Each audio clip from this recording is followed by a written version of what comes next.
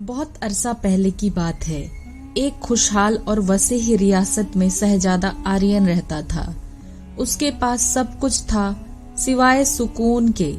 रियासत पर एक अजीब सा अंधेरा छा गया था। फूल खिलना बंद हो गए थे। आसमान हमेशा बादलों से ढका रहता था और हर तरफ एक अजीब सी खामोशी छाई हुई थी। लोग चुपके चुपके शापित होने की बातें करते थे, लेकिन किसी को भी इसकी हकीकत मालूम ना थी। एक रात आर्यन को एक अजीब ख्वाब आया। एक अजीब आवाज ने कहा, जवाब कांटों के उस पार है। वो गुलाब तलाश करो जो अंधेरे में खिलता है और तुम्हारी रियासत आजाद हो जाएगी। अपनी कौम को बचाने के लिए आर्यन अकेले ही खतरनाक सफर पर निकल पड़ा। जैसे ही वो रवाना हुआ, रास्ते में उसे एक जादुई जंगल मिला। एक दरख्त ने कहा, शहजादे रुक जाओ, तुम कहाँ जा रहे हो?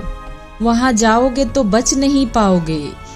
शहजादे ने जवाब दिया, ए जादुई जंगल, मेरा जाना जरूरी है क्योंकि मैं अपने लोगों को खुश देखना चाहता हूँ। तब दरख्त ने कहा, तुम अच्छे इंसान मालूम होते हो, जाओ, लेकिन याद रखना तुम्हारा दिल साफ होना चाहिए।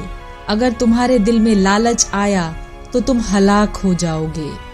जादुई जंगल को पार करने के बाद आर्यन को एक दरिया मिला। दरिया ने हंसते हुए बोला, ए नौजवान, लगता है तुम्हें अपनी जिंदगी से प्यार नहीं है, इसीलिए तुम उस तरफ जा रहे हो।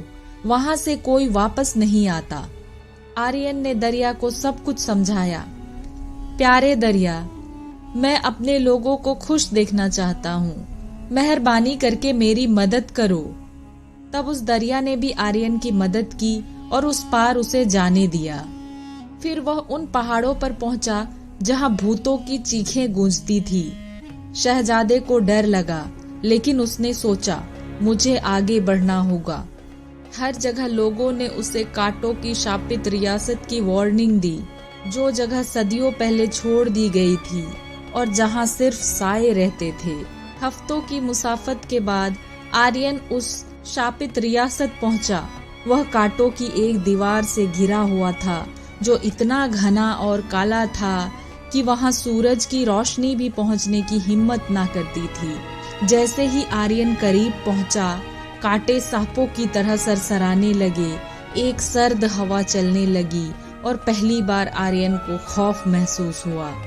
उसने अपनी तलवार निकाली और कांटों के बीच से रास्ता बनाने लगा।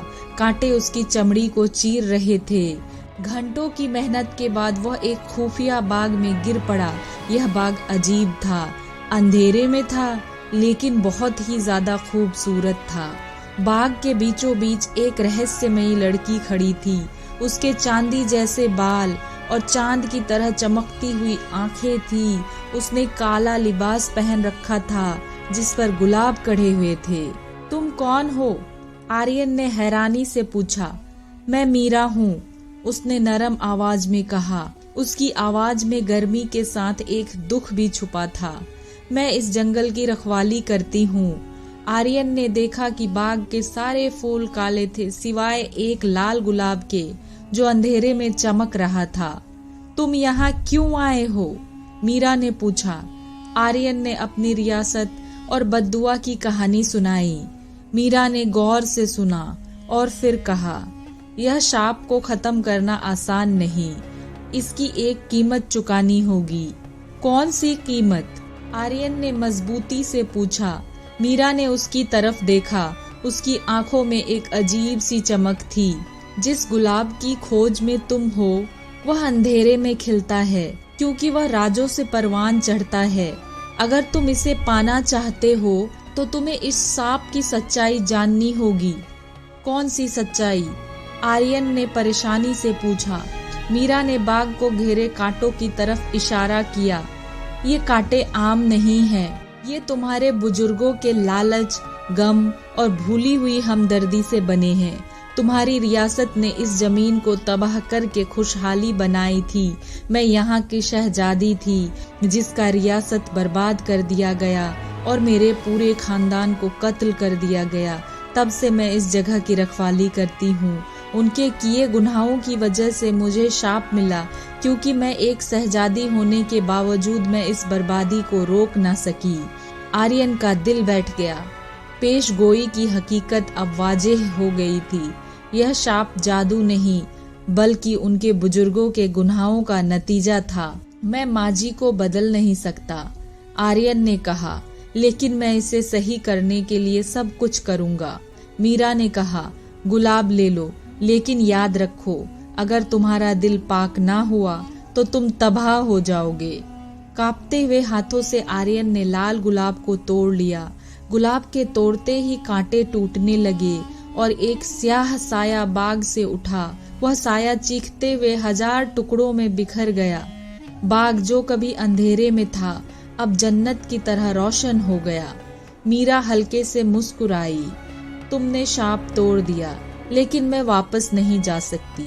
میری جگہ یہی ہے۔ میرے ساتھ چلو، آرین نے التجا کی، لیکن میرا نے آہستہ سے سر ہلا دیا۔ آرین نے اسے یقین دلایا، میں اس جگہ کا بھی خیال رکھوں گا اور تمہارا بھی۔ میں تمہیں اپنی ملکہ بنانا چاہتا ہوں۔ تم شاپ سے آزاد ہو، براہ کرم میرے ساتھ چلو۔ شہزادی مان گئی۔ صبح ہوتے ہی آرین گلاب اور چاندی جیسے بالوں والے شہزادی کو لے کر اپنے ریاست لوٹا۔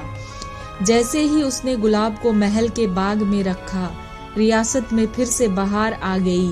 رنگ برنگے پھول کھلنے لگے، پرندوں نے گانا شروع کیا اور ہر طرف خوشیاں پھیل گئی، اور اس طرح کانٹوں کے شاپت ریاست کی کہانی امر ہو گئی، جو یہ سکھاتی ہے کہ اندھیرے کی قیمت ہوتی ہے اور پاکیزہ دل میں بے مثال طاقت ہوتی ہے۔